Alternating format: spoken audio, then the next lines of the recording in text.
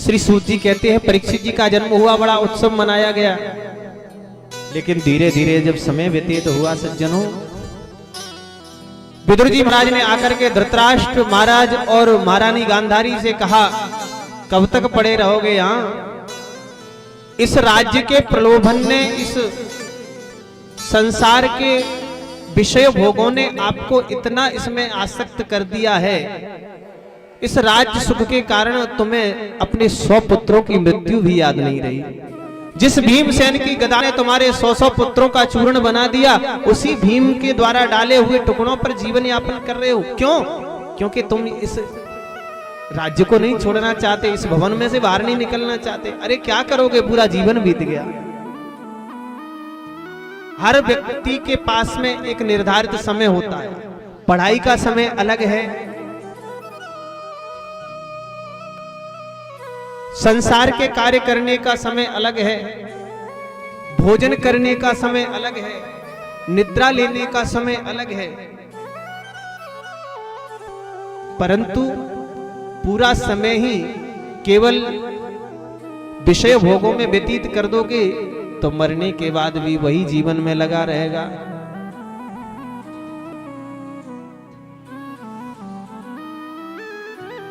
एक एक निर्धारित समय होता है साहब। पढ़े लिख के बड़े हुए तो माता पिता ने शादी कर दी, पत्नी आ गई, फिर कलाक्षराणा मनोरक्त चित्त, धीरे धीरे बच्चे भी पैदा हो गए तो बच्चों की किलकारियों में समय बीत गया। फिर बच्चे भी बड़े होने लगे, अब बच्चों के भी शादी विवाह हो गए। मन में विचार था कि बस बहू आ जाए तो फिर तो अपन को क्या करना है, बच्चे को अपन संभला देंगे, सब कुछ व्यवस्था तुम देखो, हम भजन करेंगे। ज्यादा दूर नहीं जाएंगे तो बगल में ही मंदिर है, हनुमान जी के मंदिर पे पहुंच जाएंगे, माला लेके वही भजन कर लेंगे 1-8 घंटे। परंतु धीरे धीरे और समय व्यतीत हुआ, नाती भी पैदा हो गया।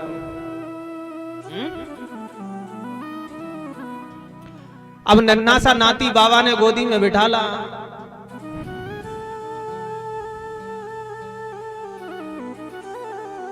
नाती ने गोदी में बैठ करके धीरे से कहा, बाबा। किसी संत ने कह दिया, भैया आप तो बाबा कह दिया तुमसे। नाती कहने लगे, बाबा अब तो बाबा हो जाओ। उधर से ही संत निकल रहे थे और नाती कह रहा था, बाबा बाबा बाबा। तो संत ने कहा कि बाबा कह रहा है, क्या समझे तुम? बोले कह तो सही रहा है कि बाबा हो जाओ, छोड़ो घरवारी को, छोड़ो बहू बेटन ने, छोड़ो नाती छोड़ो और भजन करो। बस इसमें मन में विचार आया ही था सज्जनों, लेकिन उसी क्षण बेटी का बेटा आ गया, वही से खेल रहा था। बेटी का भी उतना ही साथ वाला बच्चा था। अब जैसे बेटी का बेटा बैठा गोदी में तो उसने क्या कहा? बोले ना ना। बोले अभी बाबा नहीं होना है, ना ना बना दिए। एक ने कहा कि बाबा हो जाओ, तभी तक बेटी के बेटा ने कह दिया कि ना ना।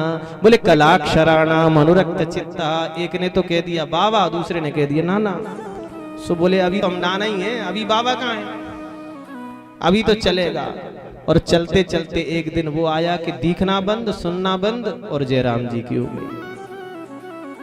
बोल बंसी वारे की जय। विदुर जी कहते हैं, महाराज भीमाप वर्जितम पिंडम मादत्ते गृहपालवत। जिस प्रकार से दरवाजे पर बैठे हुए कुत्ते को हम लोग टुकड़े डालते हैं, उसी प्रकार से भीम के द्वारा डाले हुए टुकड़ों पर तुम जीवन यापन कर रहे हो।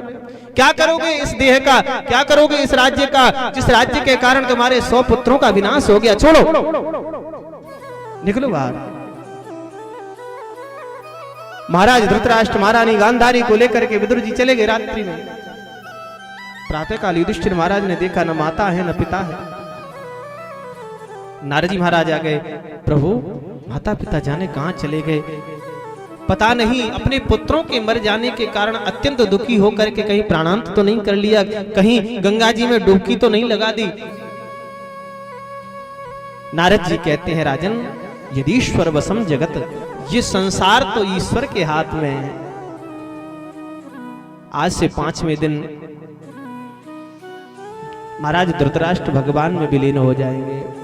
धीरे धीरे समय व्यतीत हुआ। युधिष्ठिर महाराज ने सोचा कि अर्जुन तो गए हैं, द्वारकापुरी लौट करके ही नहीं आए। तभी तक रथ आता दिखाई पड़ा। हताश उदास निराश अर्जुन को देख करके अर्जुन महाराज से पूछते हैं, युधिष्ठिर महाराज क्या बात है, तुम्हारा मुख उदास है, क्या कारण है? द्वारका में सब कुशल तो है? अर्जुन महाराज कहते हैं, वंचितो हम महाराज हरिणा बंधुरूपिणा येन मे परितं तेजो देव विस्मापनं महत्।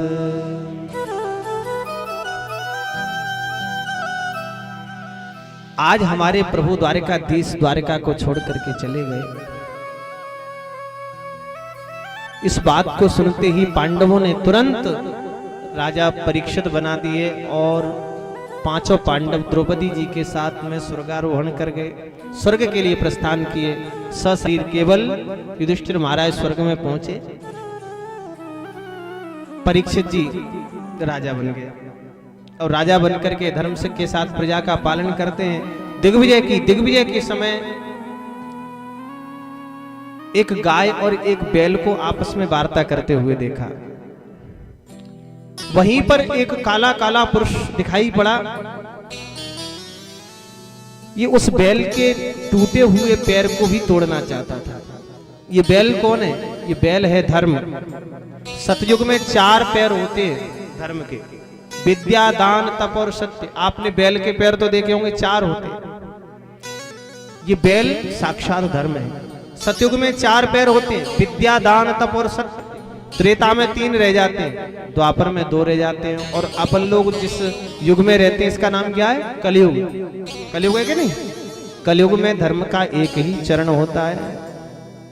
अब एक पैर पे खड़े हुए इस बैल के इस पैर को भी कलयुग तोड़ना चाहता था। राजा परीक्षित ने कहा, कौन हो तुम? मेरे राज्य में इस प्रकार का अनर्थ कर रहे हो। मेरे राज्य में गौ और ब्राह्मण की रक्षा सुरक्षा होती है, तुम ऐसा अनर्थ नहीं कर सकते। मेरे राज्य में तुम इस प्रकार का अत्याचार कर रहे हो, मैं तुम्हें मार डालूंगा। परीक्षित जी को इस बात को सुनकर के तुरंत कलयुग ने अपना सिर का मुकुट रख दिया परीक्षित जी के चरणों में और प्रणाम करके कहने लगे, महाराज मैं कहां जाऊं? बोले तुम शरण में आयो तो मारेंगे तो नहीं, लेकिन भाग जाओ यहां से। बोले कहां जाऊं? कोई स्थान दे दो। तो परीक्षित जी ने 4 स्थान दिए हैं कलयुग के लिए। द्योतम पानम स्त्रिय सोना यत्रा धर्मश्चतुर्विधः। जहां जुआ खेला जाए वहां तुम रहो, जहां सुरापान हो मद्यपान हो वहां तुम रहो। इसलिए मदिरा पान से मनुष्य को दूर रहना चाहिए। शराब नहीं पीनी चाहिए, क्योंकि शराब पीना भी कलयुग का लक्षण है। जुआ नहीं खेलना चाहिए।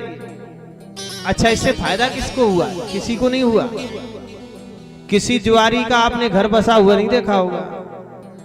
नौबत यह आती है कि घर में रहने वाली स्त्रियों के गहने भी बेचने पड़ जाते हैं। हमारे पूर्वज जमीन जायदाद दुनिया भर की इकट्ठी कर करके रख गए, काहे के लिए? बोली हमारी संतान सुख करेगी। लेकिन परिवार में कोई एक जुआरी हो गया ना, पूरा बेच बाच के सब बर्बाद कर देता है। एक मदिरा पान करने वाला शराबी हो गया, सब कुछ बेच देता है, पूरी प्रॉपर्टी। ये ठीक नहीं है, ये मनुष्यों की चीज नहीं है। और भागवत कथा ये कहती है ऐसा नहीं करना चाहिए, लेकिन लोग मानते नहीं, सुनते कहां हैं। द्योतम पानम, तीसरी स्त्रिय वैश्याचार, परस्त्री गमन। जो लोग पराई स्त्रियों का संग करने लग जाते हैं वो अपना सब कुछ खो देते, सब बर्बाद हो जाता है। और चौथी है हिंसा, मांसाहार आदि नहीं करना चाहिए। ये चारों ही दुर्गुण हैं, और ये चारों किसी व्यक्ति में न हो तो उसके घर में लक्ष्मी जी वास करती है। सुमति कुमति सबके उर रहई, नाथ पुराण निगम अस कहई। जहां सुमति तहां संपत्ति नाना। जो लोग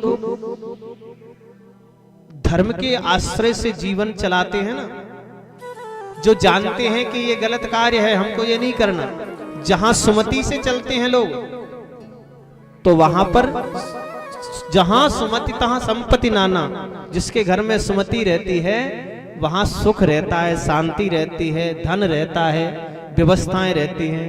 और जिसके घर में कुमति रहती है, जहां कुमति तहां विपत्ति निदाना, वहां विपत्तियों का भंडार भरा रहता है। राजा ने कहा इन चारों जगह तुम रहो। कलयुग ने देखा ये चारों तो राजा के अंदर है ही नहीं, कुछ और दे देते। दोबारा मांगने पर परीक्षित जी महाराज ने कहा सोने में तुम्हारा वास होगा।